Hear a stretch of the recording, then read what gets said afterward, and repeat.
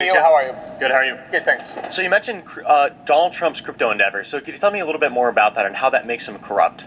Sure. There's actually a constitutional prohibition on political leaders accepting or receiving gifts from foreign countries because of the obvious and extreme potential to corrupt U.S. foreign policy, because foreign governments and foreign leaders can pay money into the pockets of American officials in exchange for favors. So Trump, by creating this World Financial Liberty crypto company along with Steve Witkoff and his kids, made it so that not just it's a potential that foreign governments and foreign leaders can invest huge amounts of money that go into Trump's pocket, but that was what the company was created for, and that's exactly what has happened. You mentioned that Trump was in violation of some type of federal law that restricted presidents from doing business. It's a constitutional amendment. Okay, awesome. Okay, so that you did not make that claim. You didn't say Trump was in violation of a constitutional amendment to try to protect the interests of the American people. You said that he was corrupt.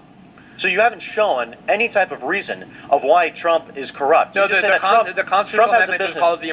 Does Trump own it, or does his family own it? He owned it when he founded it, and once he was inaugurated president, yeah, he transferred ownership to his sons. He followed the rules of the amendment. I'm not saying, right? He followed the rules of the amendment, and also you have no evidence of Joe Biden also was not convicted for any matters relating to Hunter Biden's business activities, even though most people in this room, as I've heard, and I would agree, think those activities were corrupt. There are lots of political corruption that don't end up crossing the political line of corruption. Corruption is when you do things that look and have the potential to be untoward because the way you're monetizing and exploiting your political power, which is supposed to be in service of the public, for your own personal wealth. But how do you have proof that he did this out of the interest of the American public? What we know. Who should be indicted? What we know. Somebody should be indicted, right? If there's corruption, who should it be? Donald Trump Jr. Eric Trump. There's a lot of corruption. I think it's corrupt when the pharmaceutical lobby goes to members of Congress and says, "Well, donate $100,000 to your political campaign or spend $100,000 on your election in exchange for this." But it's not criminal. But it's not criminal. It's not criminal to do.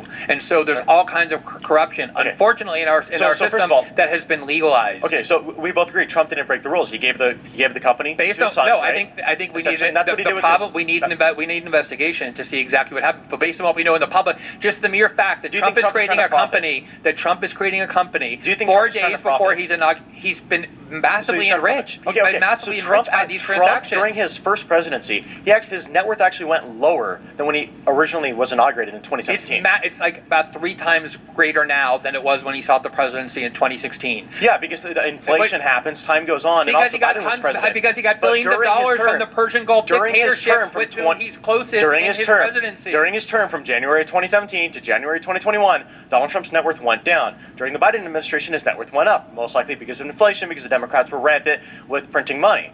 Serious question. Just imagine a Democratic president that's not Donald Trump. 4 days before they're inaugurated as president, they create a new company, and into that company flows hundreds of billions of dollars, or billions of dollars, from the very countries that'll be most affected by that president's foreign policy. That wouldn't concern you at all? You don't think there's anything disconcerting about that? A suspicion, but I'm not going to make a claim that he's corrupt, and that's a claim that you're making right now. Because everything that Trump has done since then has benefited those very countries that enriched his family so greatly, with billions of dollars in personal wealth to his family. And not only that, but the Saudi investment in Jared Kushner's fund, but the Iran war negatively affects the UAE, right? And Donald Trump somewhat the UAE is thrilled with the Iran war. As people said earlier, they're having shit fall in their cities. They're having shrapnel fall in their. The UAE hates Iran. They're encouraging Iran. They're encouraging Trump to continue. They want regime change. They despise Iran. So do the Saudis. This war is done. Trump would never have done this war without those very countries with whom he's closest, which coincidentally has also poured billions of dollars in personal wealth into his family. If that isn't corruption, I don't know what is. And all of you thought that what Hunter Biden did, which was on a much, much smaller scale, you all thought that was corruption. I did too, because I'm actually consistent. I don't change my principles based on which party is in office. It's the same exact transaction, only as Andy McCarthy said, the longtime conservative prosecutor, in order to compare Trump's kids and Biden's kids, you have to add 2 zeros to what Trump's kids are doing. All right, let's pause there. We've run out of time.